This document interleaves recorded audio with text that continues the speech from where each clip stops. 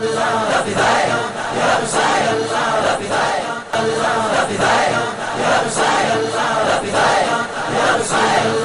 عقیدے کی باتیں، کچھ مسائل وغیرہ، یہ بھی باقاعدہ طور پر تعلیم ہوئی ہے۔ عقیدہ یہ انسان کی زندگی کی بنیاد ہوتی ہے۔ عقیدہ جو ہے یہ انسان کی زندگی کی بنیاد ہے۔ آدمی کا اگر عقیدہ درست نہیں ہے اور اس میں اگر کوئی خرابی ہے تو وہ جہنم میں جائے گا۔ عقیدے پر بہت زیادہ زور دینے اور بہت زیادہ اس کو سیکھنے کی ضرورت ہے، اور ہم جو ہے اس چیز سے غافل ہیں۔ ابھی میں آپ کو بتاؤں کہ بہت سارے ایسے لوگ جو دنیاوی تعلیم میں اچھا ٹیلنٹ رکھتے ہیں، ان کی تعلیم اچھی رہتی ہے، دنیاوی تعلیم، کوئی انجینئر ہے، کوئی ڈاکٹر ہے، یا اس طرح کی اچھی ڈگریاں بھی بعض لوگوں کے پاس ہوتی ہے، لیکن بنیادی اسلامی عقائد سے آج بہت سارے لوگ ناواقف نظر آتے ہیں۔ ابھی میں چند دن پہلے کی بات بتا رہا ہوں، اس سے پہلے بھی کچھ ایسے واقعات پیش آئے۔ جب آپ ان کے سامنے عقائد پیش کرتے ہیں وہ کہتے ہیں حضرت ہم کو یہ بات نہیں معلوم تھی، یہ تو نئی بات، یا پہلی بار ہم یہ سن رہے ہیں۔ اب آپ ذرا غور کریں کہ ہم نے اپنی قوم کو دنیاوی تعلیم میں یقیناً بہت آگے بڑھایا، لیکن بنیادی اسلامی تعلیمات سے اکثر ہم بہت ساری چیزوں سے غافل نظر آ رہے ہیں، اور آج ضرورت ہے کہ ہم بنیادی اسلامی تعلیمات پر زور دیں۔ ابھی جیسے اللہ تبارک و تعالیٰ کی ذات و صفات کے بارے میں عقیدہ ہے، ہم جہاں جہاں گھوم رہے ہیں، جہاں جہاں بیان ہو رہا ہے، تو ضرورت یہ محسوس ہو رہی ہے کہ اس موضوع پر باقاعدہ طور پر پڑھنے پڑھانے اور سمجھنے سمجھانے کی ضرورت ہے۔ لوگ اس سے جاہل ہیں، اور اس چیز سے جاہل ہونا، اللہ تبارک و تعالیٰ کے بارے میں ہمیں کیا عقیدہ رکھنا ہے، نبیوں کے بارے میں، فرشتوں کے بارے میں، ان چیزوں سے جہالت ہمارا اس چیز میں عذر قبول نہیں کیا جائے گا۔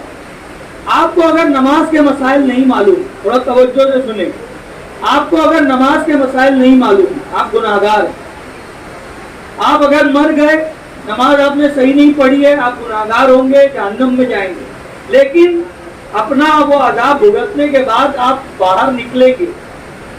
لیکن اگر عقیدے میں خرابی ہے، عقیدے کی کسی بات کو آپ نے نہیں سیکھا، اور خدا نہ خواستہ وہ بات ضروریات دین سے تعلق رکھتی تھی اور آپ کی موت اسی پر ہوئی ہے، تو آپ پھر کبھی باہر نہیں نکلیں گے۔ بنیادی اسلامی عقائد سے ہم خود جانتے ہیں کئی لوگ ایسے نظر آتے ہیں جو واقف نظر نہیں آتے۔ ایک مرتبہ میرا درس ہوا ایک جگہ، یہ میں اس لیے بتا رہا ہوں کہ اس کو سن لیں، بہت اہم بات ہے۔ ایک شخص جو ہے بہت نمازی تھا، ہمیشہ مسجد وغیرہ میں رہنے کا اس کو شوق تھا، لیکن میں نے یہ بات، ذرا آپ لوگ توجہ سے سنیں، باقی ساری باتیں چھوڑ دیں، یہ بہت اہم بات ہے۔ تو میں نے درس جب دیا تو اس میں یہ بات میں نے بتائی کہ اللہ تبارک و تعالیٰ جسم سے پاک ہے، اور یہ ہاتھ پیر آنکھ کان اور اس طرح جو بھی اجسام ہیں اللہ تبارک و تعالیٰ جسم سے پاک ہے۔ اس نے میرے سامنے یہ بیان کیا کہ حضرت میں اللہ تبارک و تعالیٰ کے بارے میں اس طریقے سے عقیدہ رکھتا تھا، ہاتھ کا عقیدہ رکھتا تھا کہ معراج کی رات جو باتیں میں نے پڑھی تھی تو میرے تصور میں یہ بات تھی کہ اللہ کا ہاتھ ہے، اور اللہ تبارک و تعالیٰ کے بارے میں جسم کا عقیدہ رکھنا یہ کفر ہے۔ وہ شخص جو اللہ کے جسم کا عقیدہ رکھے یا یہ عقیدہ رکھے کہ خدا کا جسم ہے، وہ کافر ہے۔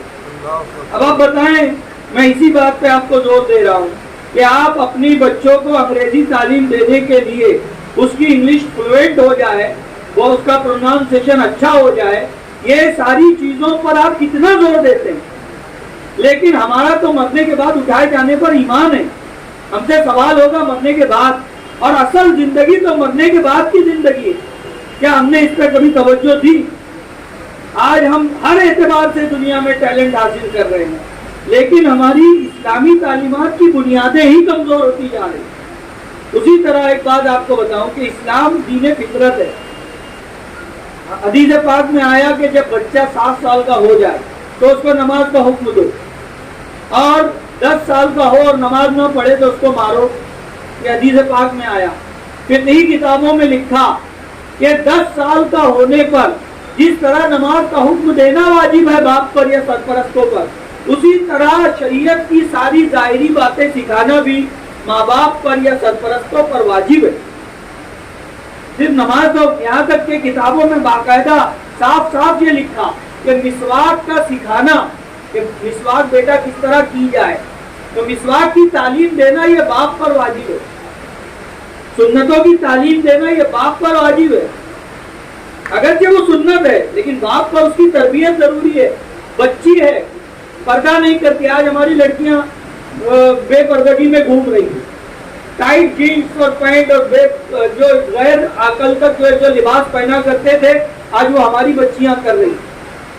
بہت سارے معاملات یہ آ رہے ہیں کہ دوسروں کے ساتھ، غیروں کے ساتھ، ہندوؤں کے ساتھ بھاگ رہی ہے۔ یہ سب ہو رہا ہے لیکن ہم اس کا کوئی حل تلاش کرنے کے اس میں نظر نہیں آتے اور حل تلاش نہیں کرنا چاہتے۔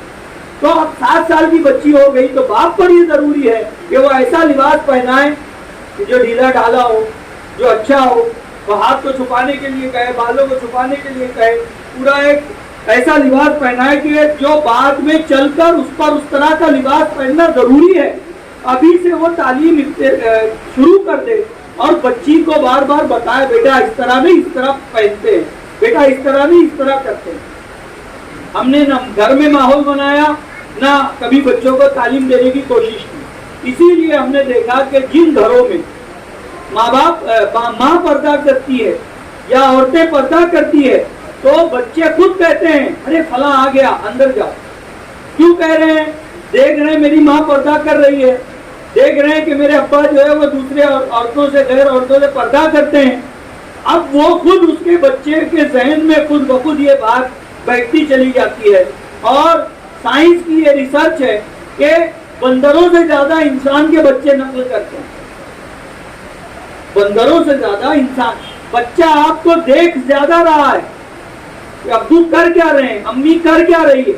اب اگر باپ گانا سن رہا ہے، ماں گانا سن رہی ہے تو بچے کے اوپر بہرحال اس کا اثر تو پڑے گا کہ ماں باپ غلط کام کر رہے ہیں، وہ بھی کچھ نہ کچھ اس طرح کا کرنے کی کوشش کرے گا۔ تو ضرورت اس بات کی ہے کہ ہم اپنی نسلوں کی حفاظت کریں اور یہ جو مکتب کا سسٹم ہے اس کو یہ نہ سمجھیں کہ قرآن پڑھ لیا ہو گیا، ایک بار ختم ہو گیا۔